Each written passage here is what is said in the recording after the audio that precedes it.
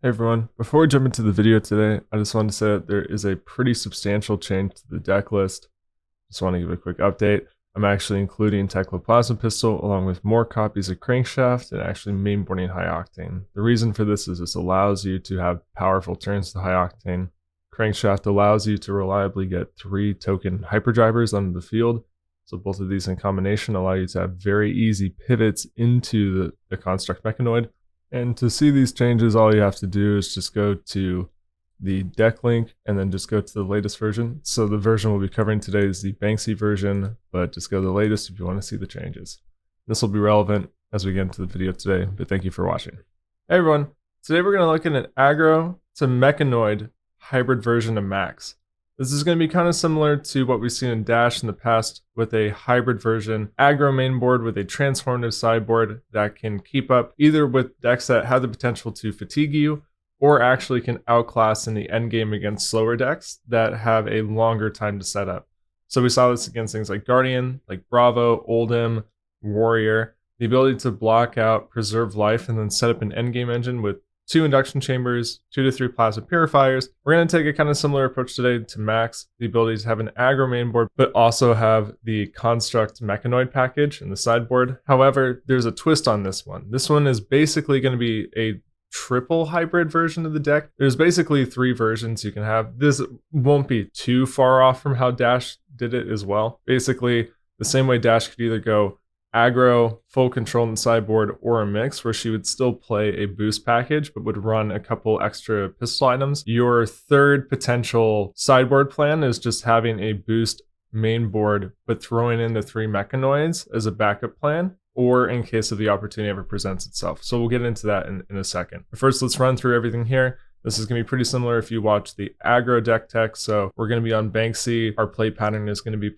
boosting a 1 cost, getting 3 resources off of pitching a blue, which allows us to use the hero ability and then swing Banksy, cranking it. Our base arms are so that we can have a pivot turn with Facebreaker. There was a question in the last Maxx video. This is an instant equipment, so you're able to equip it at instant speed during your opponent's turn, which allows you to prevent 4 if you have 2 hyperdrivers. That's pretty much where you want to be with this card. It allows you to then on your turn have 3 cards underneath it, the 2 hyperdrivers plus the base arms. This allows you to boost and get +6 out of your arms. My only piece of advice is probably find a use case for the base arms before you're going to flip into the Facebreaker. Your best target is actually probably Banksy, because Banksy can come as a 1 for 4 since the arms target any Mechanologist attack. Everything else is the same as it has been.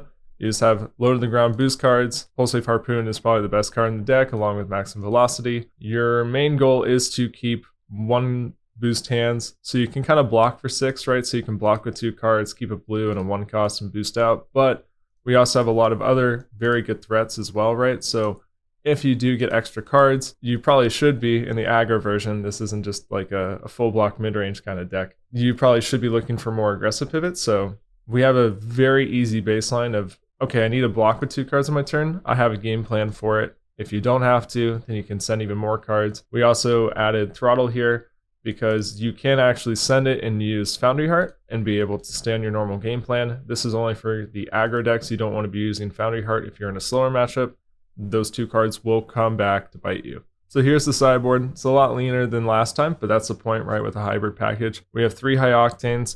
These allow you to combo out with the Mechanoid, right? So once you flip into the Mechanoid, if you're in a slower matchup, or if you just have one in Arsenal and you're ready to go, you can play the High Octane, boost a bunch of cards. You're going to generate an action point every time you do it. So all the extra action points left over allow you to attack multiple times in 1 turn with the Mechanoid. If for some reason you're able to get 2 High Octanes, you can potentially set up that end game where you're going to be pitch stacking and getting 2 High Octanes, 1 in your arsenal or 2 in your deck with the 0 cost in your arsenal. And your combo turn is going to be double High Octane, a bunch of 0 costs, maybe a 1 cost. So your goal is to play 2 High Octanes, boost 4 times in 1 turn. That allows you to hit with a Mechanoid all 8 times in 1 turn.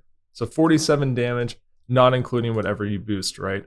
So if you're boosting all reds, you can get up to like 60 plus damage pretty easily in 1 turn. That's like better than Wildfire. That's your game plan into control decks. You also, as a backup into control decks, also have Moonshot. So if for some reason your Mechanoid combo isn't enough, you can then set up a couple hyperdrivers and Moonshot probably for lethal. In those matchups, you're also going to want to run Hyperdriver. It just allows you to have a little bit more flexibility and also works pretty well with the moonshots. Also, before you get there, you can also send a couple of really easy maximum velocity turns off the back of the extra Hyperdrivers. Also, it has some synergy with the Hyper X3 since you are not going to be full blocking the entire game. You probably should be boosting. And if you can get lucky and rip them into the Hyper X3, it just allows you to push a little bit further. So now we kind of go into like the weird both and kind of package, right? Any kind of grindy mid-game matchup or where you think it could go 50-50, right? So you go into Warrior and you're like, well, if they're going to aggro me down, I probably should have boost threats in my deck so I can race them. But if they flip over Battle Axe, you know, we're in trouble. And if they're a control deck and you have all boost cards, maximum velocity may be close to getting you there, but you're probably just going to fatigue out, which is a problem. So you kind of have a hedge board where you're kind of dipping your toes in the water. Same goes for Drone, my right. Is it going to be Big Dragon where they just have, you know, sand covers, Oasis, D-Reacts, Sigil, or is it going to be full red line, or are they just going to play Rabbles and snatches at me? Also, this is pretty good into just normal mid-range style game plans, right? So something like Azuri is a deck that's just kind of grindy, goes the long distance, isn't truly a fatigue deck, but if you just ran boost cards into it, you may have problems, right? So if you're presented the opportunity or the window to flip into the Mechanoid, you might as well. So if you're going to be doing something like that, right, we're not bringing in the moonshots, we're not bringing in the extra hyperdrivers. All you're doing is you're just going to swap in the Hyper X3. You're going to go Galvanic Bender, so you're going to swap these two out. So that way you're able to get +1 on your Mechanoid attacks. And then also, obviously you need the Hyper X3 so you can even transform into the Mechanoid. And you're just going to bring in just a couple high octanes, right? Like we're not trying to do like the anti-control combos, so there's no need to really try to stack that highly. You're just maybe looking for one as like a decent pivot to maybe close the game out. But into those decks, just hitting for 6 every turn is more than enough to win. So obviously we're going to cut like Facebreaker, you could cut things like High Strike, so those slot in for your Mechanoids, that slots in for your High Octane, you're good to go, right? You've already done it. Or if you want, like, you could get a little bit more into it, right? If you do maybe want extra High Octanes, you could even go above 60 cards, which is actually maybe what I would recommend, is you probably could just cut the Facebreaker, the Heist, and then you could drop, you know, all 6 cards in and go to 62, and that's perfectly reasonable, right? If you're doing this because you anticipate a little bit of a grindier, longer matchup, you might as well want to pad your deck a little bit more. So yeah, that's the deck. You have an aggro main board, allows you to boost out multiple times a turn. You're gonna have a really good cost curve. Also allows you to push things like maximum velocity really easily. You know, we've already covered it in the past.